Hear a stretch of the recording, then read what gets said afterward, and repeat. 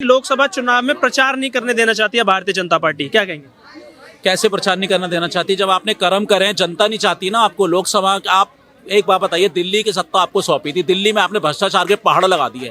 अब अगले स्टेट को बर्बाद करने के लिए आप जा रहे हैं, तो ईडी सीबीआई गूंगी बन के बैठी रहे, आपका तमाशा देखती रहे। एक स्टेट को बर्बाद कर दे, दूसरे स्टेट को बर्बाद कर दे, तीसरे को बर्बाद करना चाह रहे हो। और ये जानते हुए भी मुंह की खाई है। 3 स्टेट में गए थे, ये तीनों जगह मुंह की खाई है इन्होंने, जमानत जब्त हुई है इनकी, और अब फिर पहुंच गए। मुझे बताओ, जो चोरी करी तो डर कैसा है? जब चोरी नहीं की तो आप चौड़े होकर जाइए।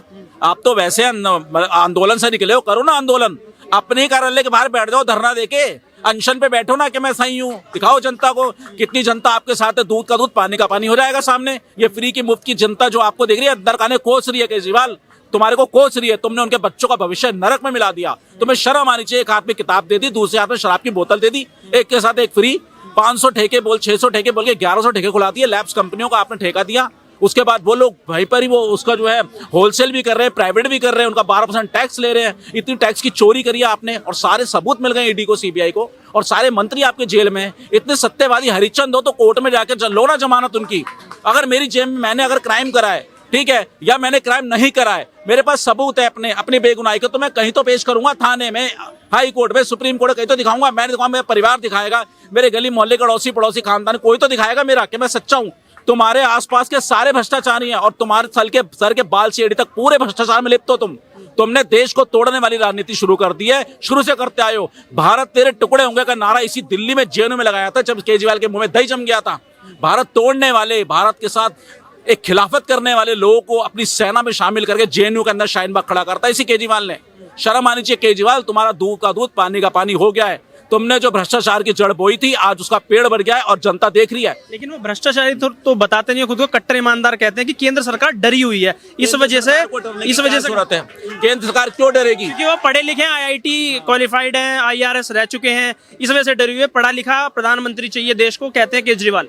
इनकी नजर में तो कन्हैया कुमार बहुत ज्यादा पढ़ा लिखा है, जेएनयू का सबसे पढ़ा लिखा व्यक्ति है, जो कहता है भारत तेरे टुकड़े होंगे। अजी ऐसी पढ़ाई लिखाई क्या करे, सत्यानाश। ऐसी पढ़ाई लिखाई को हम तो कहेंगे ऐसी, अगर जेएनयू जैसी पढ़ाई, अगर कन्हैया कुमार जैसी पढ़ाई पढ़नी है तो अपने बच्चों को पैदा होते गला दबा दो उसका। जो देश तोड़ने की राजनीति करे, जो देश के खिलाफ बात करे, ऐसी संतान को पैदा ही नहीं करना चाहिए देश में। पैदा हो गए तो उसका रास्ता एक है, उसको जेल पहुंचाना चाहिए। आप पढ़े लिखे होने के बाद आप भ्रष्टाचार करते हो, पढ़े लिखे होने का आप सर्टिफिकेट देते हो कि आपके पीछे जितने भी संगठन है, जितने लोग आपके साथ है, सब भारत तोड़ने वाली राजनीति करते हैं। आप यहाँ पे हिंदू मुस्लिम करते हो। दिल्ली दंगों के अंदर आपके विधायक पकड़े जाते हैं। आपके सामने हमारे जहांगीरपुरी की शोभा यात्रा रोकी जाती है हिंदुओं की, फिर हिंदुओं का वोट खरीदते हो। आप समझते हो हिंदू सबसे बिकाऊ है, फ्री पानी बिजली के चक्कर में, लास्ट में शराब के चक्कर में अपना घर भी बेच के मेरे नाम कर देगा, ये देश मेरे नाम कर देगा, मैं जैसे चाहूंगा वैसे चलाता रहूंगा। ये नहीं होगा, अब नहीं होगा ये। अब देश जागरूक हो चुका है। अब सच सनातन संस्कृति का दौर आ गया है, जो हमारी लाखों वर्ष पुरानी संस्कृति, राम राज्य आ गया है। केजरीवाल, तुम कहते थे ना, मेरी नानी कहती है किसी का मंदिर वहां, किसी का धर्म स्थल मस्जिद तोड़ करके वहां मैं जाऊंगी। तुम्हें जाने की जरूरत भी नहीं है। दानवों की वहां जगह नहीं है, वहां सिर्फ मानव जाएंगे। राक्षसों की वहां जगह भी नहीं है, क्योंकि राक्षस तो हमेशा ऋषि मुनियों के टाइम से यज्ञ में कोई ना कोई वो करते रहते थे। आप भी उसी प्रजाति के हो। आपको जाने का कोई हक नहीं है राम मंदिर में, और आपका रास्ता है कि जेल। और ईडी को ज्यादा मत करो, ईडी घर से खींच के निकाल के आपको जेल में डाल सकती है, उसमें इतनी ताकत है, और ये होगा आगे टाइम में। भवन में बैठिए। अगर राजनीति से प्रेरित सीबीआई और ईडी होती, अगर ऐसे जांच चल रहा होता, तो क्या मनीष सिसोदिया को जमानत नहीं मिल जाती? सत्येंद्र जैन को जमानत नहीं मिल जाती? संजय सिंह को जमानत नहीं मिल जाती? क्योंकि इनके आधार देखा जाए, सर ने अभी जैसे बताया कि अगर किसी के लिए जांच का वो होता है तो पूरे जब तक सबूत नहीं होते तो ईडी क्या नाम है, समन जारी नहीं करती। जब समन जारी किया है तो उसके हिसाब से मैं आपको एक बात बता दूं कि अगर देश के सही मुख्यमंत्री हैं, ईमानदार मुख्यमंत्री हैं, भारत के संविधान की लेकर अगर इन्होंने शपथ लिया है, तो इनको ईडी और सीबीआई के सामने जांच में सहयोग करना चाहिए। मैं एक सवाल पहले इनसे ले लेता हूँ। इस बार जो जवाब दिया है ईडी को, मुख्यमंत्री साहब कहते हैं प्रश्नावली क्या है वो दिखाओ पहले।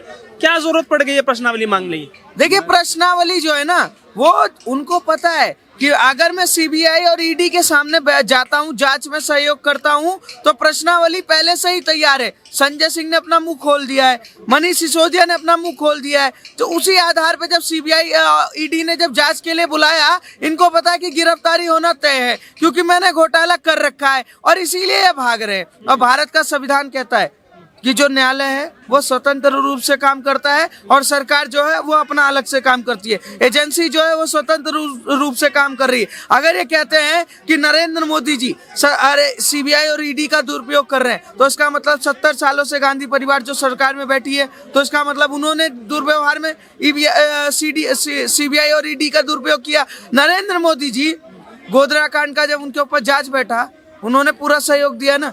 सुप्रीम कोर्ट से 20 सालों बाद उनको क्लीन चिट मिला ना। क्या नाम है, जब माननीय अमित शाह जी के ऊपर क्या नाम है केस लगाया गया जिसमें तड़ीपार का वो हुआ, तो उन्होंने किया कि नहीं किया, सहयोग किया ना सीबीआई को। सुप्रीम कोर्ट से माननीय सुप्रीम कोर्ट से क्लीन चिट मिला ना।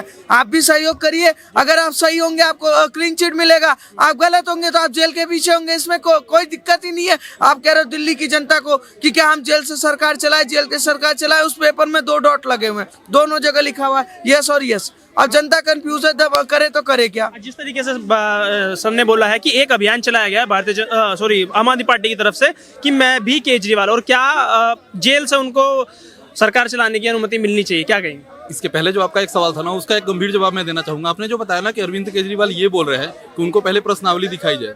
मैं खुद इनकम टैक्स डिपार्टमेंट में काम करता हूं, मुझे पूरे अच्छे से पता है कि डिपार्टमेंट कैसे काम करता है। वो इस तरह से काम नहीं करता है कि आप डिपार्टमेंट किस किस्म से जांच करेगी, ये डिपार्टमेंट तय करेगी ना। उनके मैनुअल्स है ना कि अरविंद केजरीवाल कल को अगर कोर्ट में जाएंगे तो ये बोलेंगे कि हम भाई अपने हिसाब से कानून बनाएंगे तब आप हमको सजा दो, ये नहीं होगा ना। डिपार्टमेंट के जो मैनुअल्स है, एजेंसियों के अपने मैनुअल्स हैं, उन मैनुअल्स के आधार से काम होता है। ऐसा नहीं एजेंसी रैंडमली कोई काम कर रही है, तो मैनुअल्स के हिसाब से उनको बुलाया जाएगा, उसके हिसाब से कार्रवाई होगी, जो भी सिस्टम होगा वो फेयर होगा। ऐसा तो है नहीं कि ये बोलेंगे कि आप हमको ये चीजें दे दीजिए फिर हम आपको दे देंगे, फिर ये लेके बैठ जाएंगे। एजेंसी जिस हिसाब से काम करती है उस हिसाब से ही काम करेगी और वो बिल्कुल फेयर काम होता है। और जो ये बोल रहे हैं कि पॉलिटिकली मोटिवेटेड और ये है, देखिए प्रधानमंत्री के पास ना हजारों काम है, उनके पास इतना फुर्सत नहीं है कि ये किसी नॉर्मल से यूनियन टेरिटरी के मुख्यमंत्री को ईडी समन जारी करे, इसके लिए प्राइम मिनिस्टर ही मोटिवेटेड होगा, ऐसा नहीं होता है। प्राइम मिनिस्टर के पास इनफ और काम है। अगर इनको समन जारी किया गया है तो इनकी जिम्मेदारी बनती है कि ये जाए, और अगर ये निर्दोष है तो वहां क्लीन चिट मिल जाएगी, काम खत्म। अब ये बोलना कि मैं निर्दोष हूं, मैं तो डिसाइड कर चुका हूं, अब एजेंसी ऐसे काम नहीं करेगी, एजेंसी वैसे काम करेगी जैसे मैं चाहता हूं, ये तो हो गई कि प्रॉपर तानाशाही वाली बात है। आप मुख्यमंत्री है, इसका मतलब ये नहीं है कि आपके ऊपर लॉ नहीं है।